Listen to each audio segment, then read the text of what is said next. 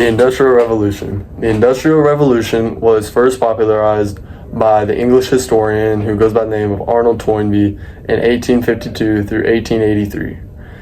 The Industrial Revolution started in 1760 and ended in 1840. The Industrial Revolution was a period of major mechanization and innovation. It began in Great Britain during the mid-18th century and the early 19th century. Then it later spread much throughout the world by a farmer who goes by the name of Jethro Tull.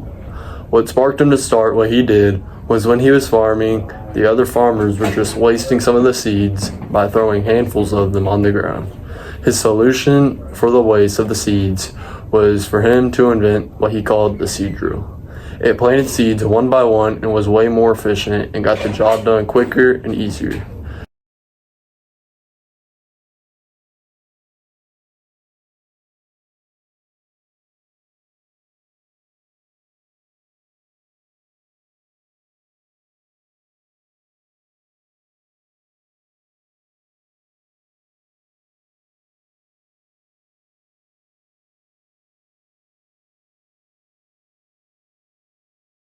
Introduced novel ways of working and living, which transformed society and made everyday things seem easy to do and quicker. For example, James Watt perfected the steam engine by making it more fuel efficient. Steam engine. Steam is produced by boiling water. The pressure of the expanding steam is used to push a piston to and fro in a hollow tube called a cylinder.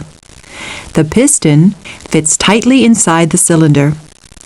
The piston is attached to the piston rod.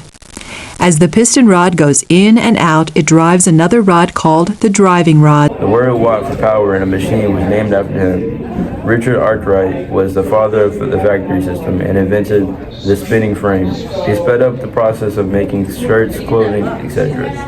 Assembly line.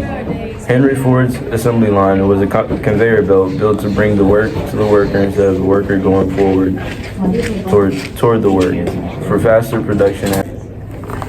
There was a massive amount of urbanization that caused quite a bit of bad things to happen, such as overcrowding, disease, crime, and pollution. But good things also come from it, like more jobs, quicker growing economy, and more. Before the Industrial Revolution occurred, 84% of people were farmers. After the 80 years time period, only about 1% of the people were farmers. But the reason was because the jobs helped make machines that made the need for farmers go down.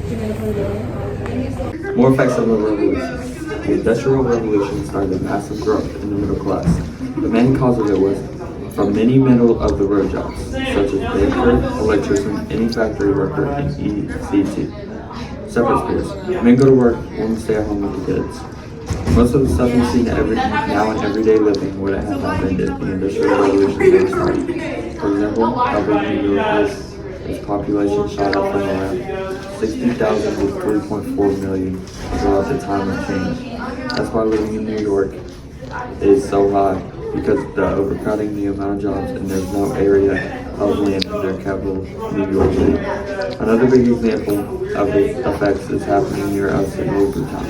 From the building of the new Blue Oval plant, the Blue Oval plant is contributing to the building of many Ford vehicles. The factory is building the batteries that power up vehicles.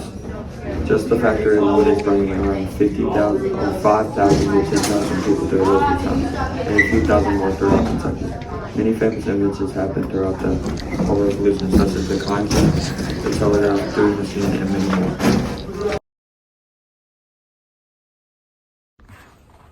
The Industrial Revolution. The Industrial Revolution was first popularized by the English historian. It sounded like you were about English historian by the name of Arnold Toynbee in 1850.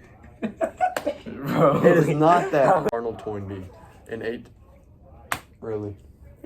Oh, God. We're gonna fail, bro. We're about to fail. Not.